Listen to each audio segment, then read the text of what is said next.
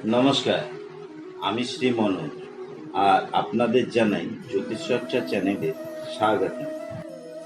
দেবাদিদেব মহাদেবকে সন্তুষ্ট করতে কিছু না কিছু করা হয়। তিনি যেমন শান্ত, সকলে ভালো করে, তেমনি যখন তিনি রেগে যান তখন মহাপ্রলয় সৃষ্টি করতে পারেন। ফাল্গুন মাসের কৃষ্ণপক্ষের চতুর্থী তিথিতে এই মহা শিবরাত্রি উৎসব পালিত হয়। শিব পূজা করতে গিয়ে অনেক সময় অনেক কিছু ভুল কাজ করে ফেলেন ভক্তগণ। সেই ভুলের মাসুল গুনতে হয় সারা জীবন ধরে। সেই কারণে মহাশিবরাত্রিতে এমন কিছু কাজ রয়েছে যেগুলো একেবারে করা উচিত নয়। আজ আমরা আলোচনা করব শিবরাত্রিতে কোন কাজগুলো থেকে আপনার বিরত থাকা উচিত। জানতে হলে সম্পূর্ণ ভিডিওটি অবশ্যই দেখবেন। ভালো লাগলে লাইক করবেন, কমেন্ট করে জানাবেন, আর এই রকম আরো ভিডিও পেতে অবশ্যই সাবস্ক্রাইব করে দেবেন। 1. এই দিন কালো রঙের পোশাক পরা উচিত নয়।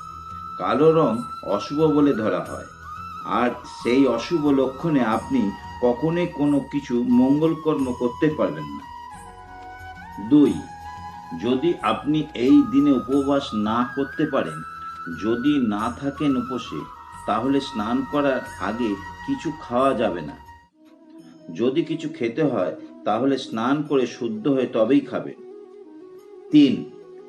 যখন আপনি শিবলিঙ্গে জল ঢালবেন সেই সময় তুলসী পাতা কোনোভাবেই অর্পণ করা যাবে না, এবং শিবলিঙ্গতে শুধু ঠান্ডা দুধই ঢালতে হবে।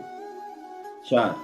শিবলিঙ্গে দেওয়ার জন্য আপনি যে পাত্রেতে করে দুধ নিয়ে যাবেন সেটি যেন সর্বদা সোনা, রূপা অথবা ব্রোঞ্জের তৈরি এমন পাত্র হয়। অভিষেকের জন্য কখনো স্টিলের পাত্র ব্যবহার করবেন না। 5. ভগবান শিবকে ভুলেও কখনো কেতকী, চম্পা ফুল নিবেদন করবেন না। কথিত আছে যে এই ফুলগুলি ভগবান শিবের দ্বারা অভিশাপিত হয়েছিল। সাদা হলেও ভোলানাথের পুজোয় কেতকী ফুল দেওয়া একেবারে উচিত নয়। 6. যখন শিবলিঙ্গে বেলপাতা অর্পণ করবেন তখন 3 পাতা বেলপত্র অর্পণ করুন। ভাঙা বা বিকৃতি বেলপাতা কখনোই অর্পণ করবেন না। 7.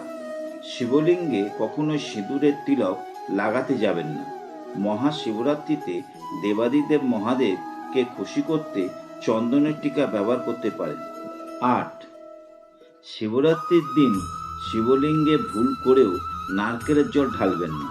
এতে দেবাদিদেব মহাদেব আপনার প্রতি রুষ্ট হতে পারেন। ডাবের জল ব্যবহার করবেন। আশা করি আজকের এই আলোচনাটি আপনাদের ভালো লেগেছে। পরবর্তী ভিডিওতে ফিরে আসব নতুন আরেকটি আলোচনা নিয়ে খুব শীঘ্রই। ধন্যবাদ।